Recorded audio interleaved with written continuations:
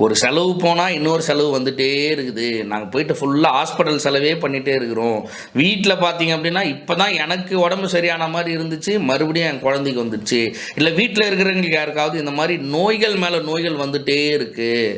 அதுக்கு நம்ம வந்து என்ன பண்ணலாம்? நோய்கள், இந்த சகல ரோகங்களும் தீர்றதுக்காகவே காலாங்கிநாதர் வந்து அவருடைய பூசா விதியில் ஒரு பூசா விதி வந்து கொடுக்குறாரு.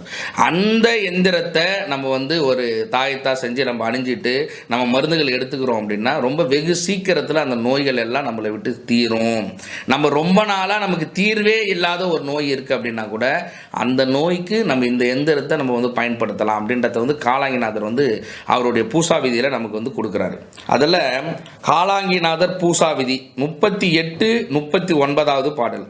ஆமப்பா இன்னும் ஒரு கருவை கேளு, ஆதி என்ற எட்டெழுத்தில் அருமை தன்னை தாமப்பா தன்னிலே தான் மணக்கண் வைத்து தயவாக மூன்றெழுத்தை தியானம் பண்ணி ஓமப்பா பிணியாளர் வந்து நின்றால், அதாவது நோய் இருக்கிறவங்க யாராவது வந்து நின்றாங்கன்னா உத்தமனே பூரித்து உண்மையாக நாமப்பா விபூதியை நீ கடாட்சித்தக்கால் நாடி என்ற பிணிகள் எல்லாம் நசிந்து போகுமடா பொல்லாத நோய்கள் எல்லாம் புத்தியுடன் பூரணமாய் இருந்து கொண்டால் ஆகுமடா நவகிரகம் சித்தியாகும் ஆதி என்ற மூலமதில் வாசி கூட்டி வாகுமடா புருவமதில் மலர்கண் சாத்தி வரிசையுடன் ஓம் கிளியும் சவ்வென்றே ஓது ஏகுமடா பில்லி முதல் விடங்கள் எல்லாம் ஏகாந்த நடுவணையில் இருந்து பாரு.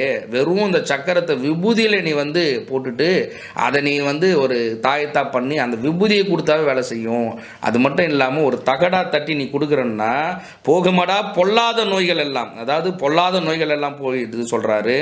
நாடி நின்ற பிணிகள் எல்லாம் நம்ம விட்டு நசிந்து போயிடுது அப்படின்னு வந்து சொல்றாரு. நம்மளை நாடி இருக்கக்கூடிய எல்லா பிணிகளுமே நம்மளை விட்டு நசிந்து போயிடுது அப்படின்னு வந்து சொல்றாரு.